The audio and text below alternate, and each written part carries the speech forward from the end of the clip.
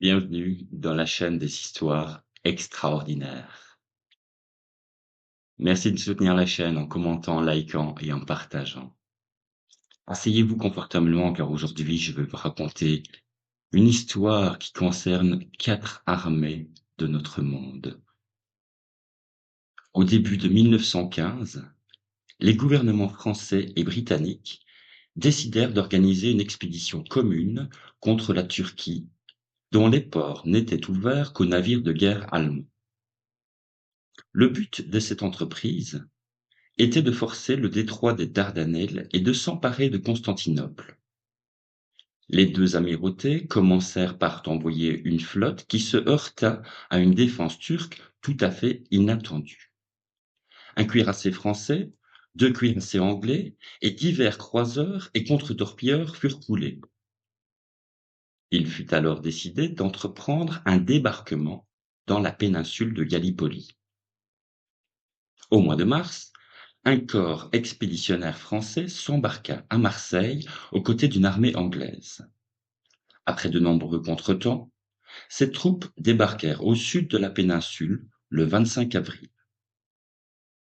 Elles devaient y rencontrer une violente résistance, au point que 3 mois plus tard, et malgré des combats furieux dirigés par le général Gouraud, elles n'avaient réussi à pénétrer que de 6 kilomètres vers l'intérieur. Les états-majors décidèrent alors de créer un second front en allant attaquer la péninsule par le nord-ouest. Le 6 août, 60 000 hommes débarquèrent à Suvla. Ils devaient se heurter eux aussi à une solide armée turque. Après de terribles engagements au pied du mont Scimitar, les Anglais se dirigèrent vers le sud pour opérer leur jonction avec les Australiens débarqués à Gaffa Tepe. C'est au cours d'une de ces marches qu'eut lieu l'un des événements les plus extraordinaires de toute la guerre. Cela se passe le 21 août, dans la matinée. Ce jour-là, le 5e régiment de Norfolk, plutôt ce qu'il en restait, c'est-à-dire environ 400 hommes, reçoit l'ordre de soutenir un bataillon d'Australiens et de Néo-Zélandais qui n'arrivaient pas à prendre une certaine côte 60, l'un des points clés de la région. Le 5e régiment de Norfolk se met donc en route.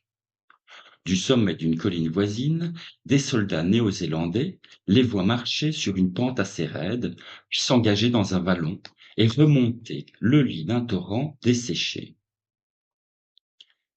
Il fait un temps splendide. Pourtant, les Néo-Zélandais remarquent une anomalie dans le paysage. Alors que le ciel est clair, 6 ou 8 nuages énormes stationnent depuis le matin au-dessus de la côte 60.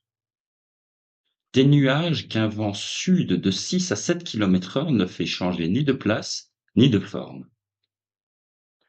En outre, un autre nuage comparable à une nappe de brouillard très dense, pouvant avoir 250 mètres de long et 50 mètres d'épaisseur, semble traîner au sol. Les Néo-Zélandais considèrent ce phénomène avec étonnement.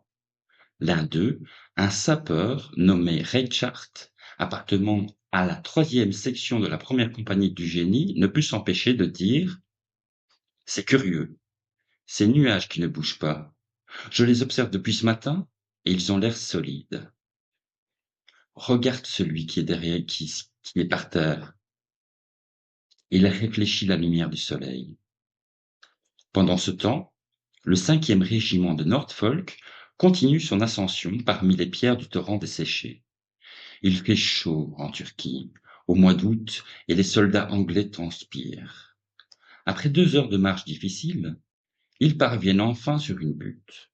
Là, ils se regroupent et marchent en direction de la côte 60, qui se trouve en partie recouverte par l'étrange nappe de brouillard. Du haut de leur colline, les Néo-Zélandais les observent. « Regarde, dit le sapeur Richard, Les Anglais approchent du nuage. On va voir s'ils osent pénétrer dedans. Pourquoi n'oseraient-ils pas? Ce ne sont pas des gaz asphyxiants. Non, sans doute, mais je ne sais pas pourquoi ce brouillard ne me dit rien qui vaille. Il voit bientôt le 5e régiment de Norfolk aborder le nuage et s'y enfoncer sans hésiter.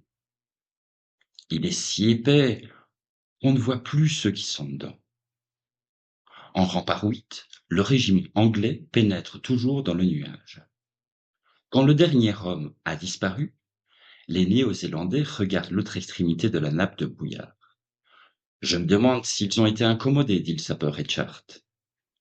On va pas tarder à le savoir. Et ils attendent. Au bout de 5 minutes, comme rien n'apparaît, Richard s'inquiète. Mais qu'est-ce qu'ils peuvent bien faire là-dedans?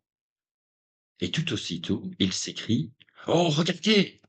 L'étrange nuage dans lequel se trouvait le 5e régiment de Norfolk s'est détaché du sol, et il s'élève bientôt, non pas comme les nappes de brouillard ordinaires qui s'effilochent dans l'air, mais en conservant sa forme. Mais où sont les Anglais? Sur le terrain, il n'y a plus un seul homme, aucune arme, rien. La butte est absolument déserte. Les 22 hommes de la première compagnie néo-zélandaise sont littéralement figés, tandis qu'ils considèrent l'endroit où 400 soldats anglais viennent de se volatiliser. La nappe de brouillard continue de monter vers les nuages qui sont au-dessus d'elle. Quand elle les a rejoints, l'ensemble s'en va lentement en direction du nord et disparaît dans le ciel. On ne retrouva jamais aucune trace du 5e régiment de Norfolk. Les années passèrent. Et en 1918, après la capitulation de la Turquie, l'Angleterre exigea que les hommes de ce régiment porté disparu lui fussent restitués. Les Turcs firent des recherches et répondirent qu'ils n'avaient jamais entendu parler du 5e régiment de Norfolk. Les Anglais insistèrent, fournirent des dates, des précisions sur les lieux, ainsi que des témoignages des Néo-Zélandais. L'état-major turc, de nouveau, fouilla ses archives. Ce fut pour répondre qu'il n'avait été fait aucun prisonnier à la date du 21 août 1915.